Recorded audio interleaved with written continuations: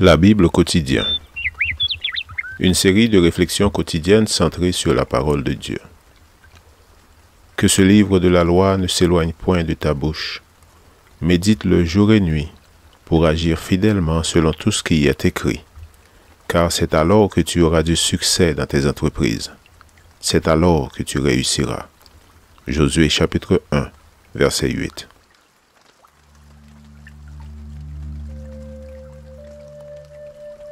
Aujourd'hui, le 13 juin, croissons dans la grâce. Mais croissez dans la grâce et la connaissance de notre Seigneur et Sauveur Jésus-Christ.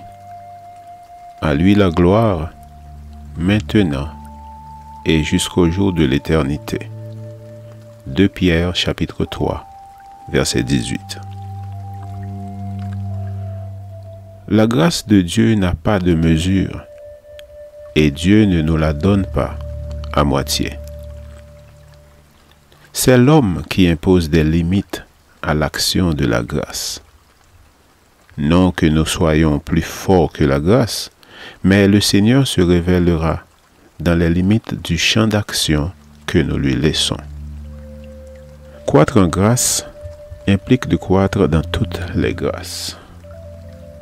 Croître dans la foi, croire aux promesses plus fermement que jamais, permettre que la foi, une foi constante et simple, se développe complètement. La foi augmente avec la pratique et la soumission à la volonté du Seigneur.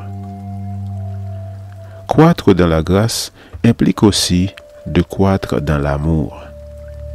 Nous devons prier afin que le champ d'action de notre amour, formant des cercles toujours plus larges à partir du commun et du connu, s'étende chaque jour un peu plus. Que notre amour soit plus intense, plus résolu à faire du bien, en toutes circonstances et à tous, quels qu'ils soient. Aimer et faire le bien parce que c'est juste, aspirer à la bonté, demander chaque jour que le Seigneur nous aide à ressembler à Jésus. Que dans la vie pratique, notre amour se révèle par des actes de bonté envers nos semblables. Que l'amour influence chacune de nos pensées, chacune de nos paroles, chacun de nos actes. Croître en grâce comprend aussi croître dans l'humilité. L'orgueil est le défaut qui privera beaucoup du royaume des cieux.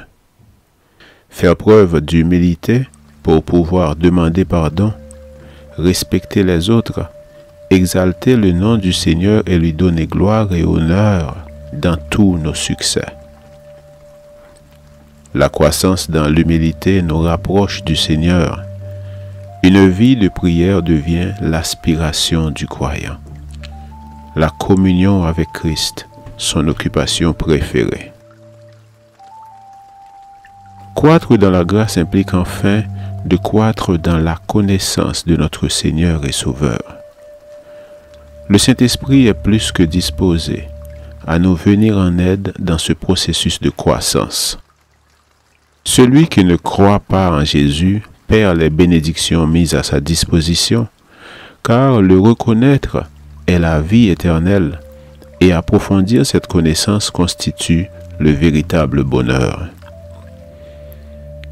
Qui n'aspire pas à en savoir de plus en plus sur le Christ ne connaît encore rien de lui.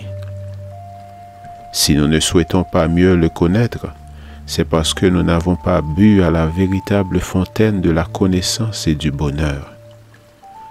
Puissions-nous croître en grâce, ce qui signifie croître dans la foi, dans l'amour et dans la connaissance de Jésus.